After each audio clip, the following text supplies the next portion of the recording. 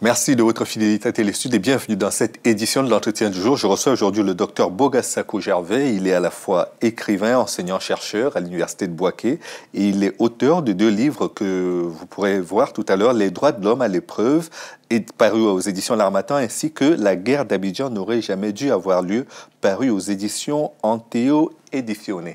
Bonjour docteur. Bonjour cher ami. Quand vous dites que la guerre d'Abidjan n'aurait jamais eu lieu, vous pensez que c'était évitable donc cette crise? Évidemment que c'était évitable et je pense que c'était du devoir et de la communauté internationale, mais surtout des Ivoiriens, de tout mettre en œuvre pour que cette guerre-là n'ait jamais lieu. Quand on regarde les conséquences dramatiques, les violations graves des droits de l'homme, les massacres des vies humaines, pourquoi? Pour un poste politique. Et moi, en tant que militant des droits de l'homme, je dis, quelle que soit la grandeur d'un poste étatique, il ne vaut pas la vie humaine. Donc, quelque part, oui, la classe politique ivoirienne a échoué, mais aussi les élites ivoiriennes ont échoué, et puis, quelque part, la communauté internationale a gravement échoué. Elle qui a osé intervenir militairement dans la crise ivoirienne et faire tout ce massacre qu'il y a eu.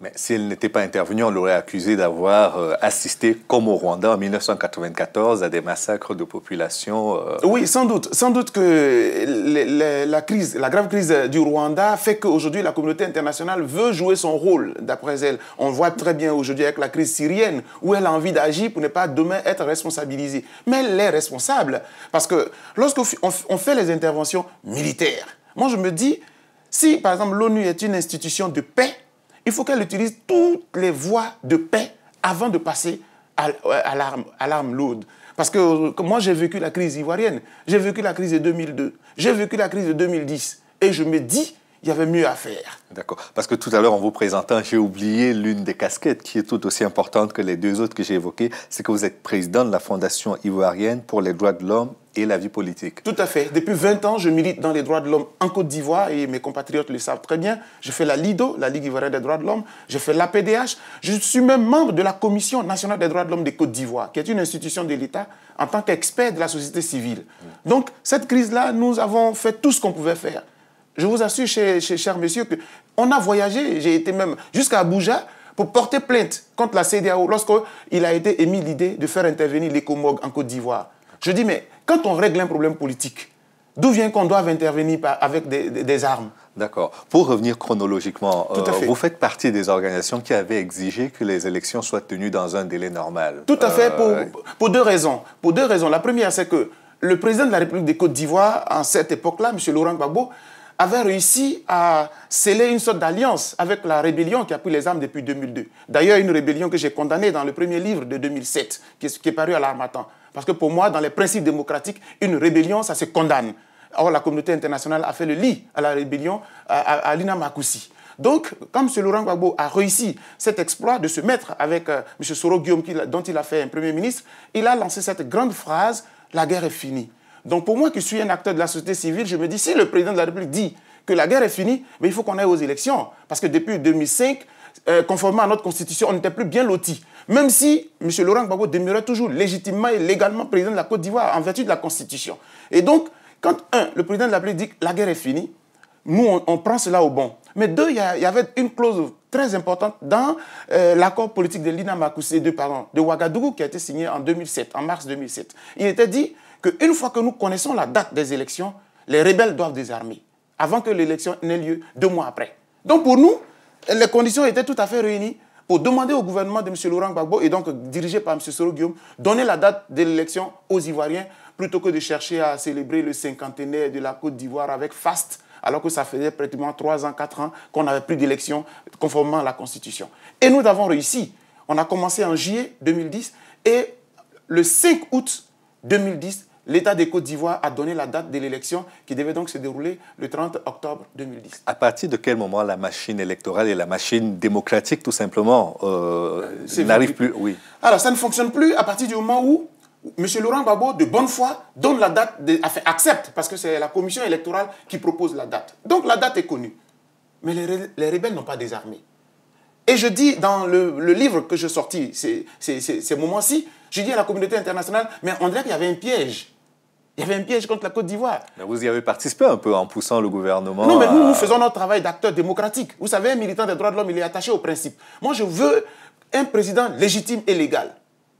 Donc, le président Laurent Gbagbo, c'est vrai qu'il est légitime et légal, mais il sait très bien que depuis 2005, la situation n'était pas normale. Mais ce n'est pas sa faute. La Constitution dit que tant que le pays est partagé en deux et qu'il y a une rébellion, on ne peut pas faire d'élection. Donc, dès l'instant où l'accord politique de Ouaga dit, une fois que la date est connue, 2 mois après, les rebelles doivent désarmer. Nous, la date ayant été donnée, mais on a commencé à mettre la pression sur la rébellion. Et la communauté internationale a fermé les yeux. Les rebelles n'ont pas désarmé jusqu'à ce que l'élection se tienne. Et je vous assure que dès que le jour de l'élection est advenu, on a vu toutes sortes de massacres. C'est pour cela que la crise ivoirienne, il y a tellement d'experts maintenant internationaux, mais il faut peut-être la vivre au-dedans pour savoir ce qui s'est passé réellement. Et c'est ce que j'essaie de montrer au grand jour. Vous avez vu même le sous-titre de mon dernier livre, j'ai dit « Et si M. Nicolas Sarkozy avait trompé le monde entier sur la crise ivoirienne de 2010 ?» Oui, parce que le monde entier a été trahi en faisant de M. Laurent Gbagbo un dictateur, un assassin et tout. Mais le vrai fond, on ne l'a pas dit. On ne peut pas aller à une élection démocratique quand la rébellion a encore les armes. Et voilà ce qui s'est passé. Ça s'est fait en Afghanistan. Oui, ça s'est fait en Afghanistan, mais c'est pas... Vous savez très bien qu'en Afghanistan, comment dirais-je, c'est pratiquement une parodie de démocratie, je voulais dire. Et c'est pour cela qu'aujourd'hui, même les États-Unis et l'ONU est un peu indexés dans l'élection de M. Karzai, ce qui s'est passé pratiquement en Afghanistan. Et on ne peut pas faire la démocratie en faisant le lit aux rébellions. Et nous, aujourd'hui, je constate un peu, en tant qu'intellectuel, qu'on a renversé tous les principes de la démocratie. Regardez partout dans les crises ivoiriennes, dans les crises africaines, on soutient les rébellions, on arme les rébellions contre des gouvernements légitimes et légaux. C'est pas normal. Dans mon pays, on a massacré des vies humaines en soutenant une rébellion. Regardez aujourd'hui qui règne en Côte d'Ivoire, aux côtés de M. Alassane Ouattara. Mais c'est bien la rébellion. Donc aujourd'hui, on est dans un processus de dialogue, vérité et réconciliation qui devrait logiquement permettre de penser toutes les plaies des 2 crises qu'il y a eu. La crise à la fois de 2002 et celle qui a suivi l'élection présidentielle. Est-ce que vous pensez aujourd'hui, au regard de la situation, de l'évolution de la situation, que c'est bien parti pour cette réconciliation entre Ivoiriens? Au moment où nous étions encore au pays, en 2010, donc quand on prend M. Laurent Gbagbo le 11 avril 2011, et M. Ouattara est installé rapidement là par l'armée française, tout le monde le sait, je ne vais pas revenir là-dessus, c'est démontré, dans le livre même j'en parle, on n'a qu'à oublier cela, passer à l'essentiel. Alors, on met en place la commission. Et j'ai été très heureux de savoir que les membres de ELDER avaient visité la Côte d'Ivoire. Quand je parle des membres de ELDER, c'est M. Kofi Annan, Monseigneur Desmond Tutu, avec une autre présidente. Les 3 viennent en Côte d'Ivoire. Et donc, il y avait des lueurs d'espoir. Les Ivoiriens pensaient que par cette voie-là, vraiment, on sortirait de la crise, véritablement et définitivement. J'allais dire totalement. Mais malheureusement, ce n'est pas le cas. C'est-à-dire que, quelle est l'option de M. Alassane Ouattara? De 2 choses l'une. Ou bien vous voulez régler la crise ivoirienne par la voie de la justice classique. Alors, on applique la voie de la justice classique. Encore que lui-même, il n'est pas exempt de reproches.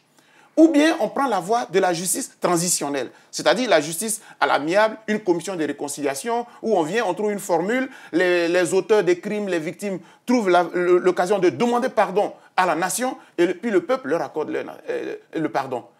Mais dans mon pays, M. Alassane Ouattara veut superposer les 2. On ne superpose pas les 2. Vous voulez juger M. Laurent Gbagbo à La Haye. Du coup, la commission de réconciliation n'a plus son sens. Parce qu'il n'est plus dans vos mains, il est à La Haye. La Haye, ce n'est pas une justice amiable, sauf s'il y a de la politique là-dedans. Parce que dans le livre aussi, je dis très bien qu'il faut que la Cour pénale internationale joue là sa crédibilité. C'est le tout premier président dans le monde entier. Je ne parle pas des tribunaux pénaux internationaux, je parle de la Cour pénale internationale. Donc aujourd'hui, le monde, c'est pour cela que les Ivoiriens, les Africains se mobilisent pour aller à La Haye. Parce que nous voulons qu'il y ait une justice équitable et juste. Et moi, je dis déjà, les dés sont pipés. Parce que si on juge M. Laurent Gbagbo, je suis vraiment désolé de le dire, mais tous ceux qui sont à la tête de la Côte d'Ivoire aujourd'hui, aux côtés de M. Alassane Ouattara, ils ne sont pas crédibles. Mais est-ce que, parce qu'on n'a pas jugé une partie des personnes qui sont présumées coupables de la crise ivoirienne, des crises ivoiriennes, on ne doit juger personne? Non, moi je ne dirais pas cela. Moi j'estime que dans la vie, il y a des responsabilités. Et quand on assume les responsabilités, il faut rendre compte. Un leader politique, il est devant le peuple. Parce que le pouvoir pour lequel les gens se battent là, ils pensent qu'il tombe du ciel. Non, c'est le peuple qui vous le donne, il vous le prête pour un temps. Quand vous avez fini de gouverner, il faut que le peuple vous juge. Donc je dis oui. M. Laurent Gbagbo était président de la République, il y a une grave crise. Il faut bien qu'il rende compte aux Ivoiriens et même à la communauté internationale, parce que nous ne sommes pas seuls au monde, nous sommes dans un réseau mondial. Très bien. Mais comment voulez-vous poursuivre M. Laurent Gbagbo, son fils, sa femme, tout son gouvernement, tout le monde poursuivi? Et M. Alassane Ouattara, avec M. Soro Guillaume, les rebelles qui ont tué et qui continuent de tuer. Quand je parle de cela, il y a des faits. Le 17 mars 2011, M. Alassane Ouattara prend un décret, une ordonnance au moment où il était encore à l'hôtel du Golfe, et puis il crée les FRC. C'est-à-dire, il mue simplement les forces nouvelles de M. Soro Guillaume en force républicaine de Côte d'Ivoire. Le 17 mars 2011. Et le 29 mars, le monde entier découvre à Diokwe près de 1000 morts. Comment vous expliquez cela? Mais aujourd'hui, quand vous dites que la crise était évitable, oui, qu'on aurait pu éviter la guerre d'Abidjan, tout à fait. Nous y sommes aujourd'hui, mais est-ce que la réconciliation, on peut y arriver finalement, malgré tout? Est-ce que tout le monde joue le jeu pour cette réconciliation? Il n'y a que M. Ouattara et son gouvernement qui ne jouent pas le jeu. Et il y a des faits. On demande à tous les... De quelle façon est-ce que le FPI et l'ancienne majorité présidentielle jouent le jeu? Mais le FPI ne peut pas, aller comme cela. Son fondateur, il est à la CPI. Son président, M. Afin-Guessan, est quelque part dans une prison. Et un autre membre, qui est Mme Laurent Gbagbo, ce n'est pas parce qu'elle est première dame, mais elle était aussi présidente du groupe parlementaire du FPI. Elle est arrêtée. Le fils même de Laurent Gbagbo, qui est comme vous et moi, ça dit que c'est un crime d'être le fils de Laurent Gbagbo. Et ça, je pense que c'est pour cela que le droit va être dit. Moi, j'ai foi dans cette crise-là, parce que moi, je suis épris de justice et de paix. Parce qu'avant tout, je suis un chrétien et je l'assume. Je ne peux pas comprendre que nous sommes dans un monde où toutes les valeurs sont renversées. Donc, je veux dire, oui, ce n'est pas forcément... Je ne veux pas jouer à l'équilibre. Mais je dis, si on veut aller à la réconciliation, jouons franc jeu. Monsieur Alassane Ouattara demande aux Ivoiriens de rentrer. Quand il va dans les pays, il lance ce message-là. Mais en même temps, quand ils entrent, vous les prenez, vous les mettez en prison. J'en veux pour exemple, les tout derniers exemples. Un journaliste s'appelle Herman Aboua, il arrive en Côte d'Ivoire, il vient du Ghana, il rentre, on le prend, on le met en prison. L'avocat de Mme Laurent Gbagbo, donc de Mme Eivé Gbagbo, il rentre en Côte d'Ivoire, on le prend, on le met en prison. Il a été libéré. Oui, il vient d'être libéré, mais vous ne savez pas ce qu'il a subi. Vous ne savez pas quel sévice il a subi. C'est ce que j'appelle une dictature. Parce que quand dans le pays, on ne peut plus s'exprimer, on ne peut plus prendre de position. Moi, je vous explique mon exil. Je suis un homme de la liberté. Moi, j'aime la libre expression. Parce que dans une démocratie, c'est la confrontation des idées que le peuple émerge. Dans mon pays, vous ne pouvez pas critiquer M. Ouattara sans que le lendemain, on ne vous visite. Or, M. Laurent Gbagbo, je vous le dis, cher ami, en Côte d'Ivoire, M. Laurent Gbagbo au pouvoir, j'étais à la télévision nationale critiquant M. Laurent Gbagbo. Ça ne veut pas dire qu'il est parfait, mais il gouverne, c'est normal que nous le critiquions. M. Ouattara, on ne le critique pas. Merci beaucoup, Dr Bogas Sakou-Gervais. Je rappelle que vous êtes président de la Fondation ivoirienne pour les droits de l'homme et la vie politique et que vous êtes également enseignant-chercheur à l'Université de Bouaké, même si vous êtes aujourd'hui réfugié politique en Italie. Merci d'être venu. C'est moi. Et merci à vous d'avoir suivi l'émission jusqu'à son terme. Rendez-vous demain pour une autre édition de l'Ancien du jour. À bientôt.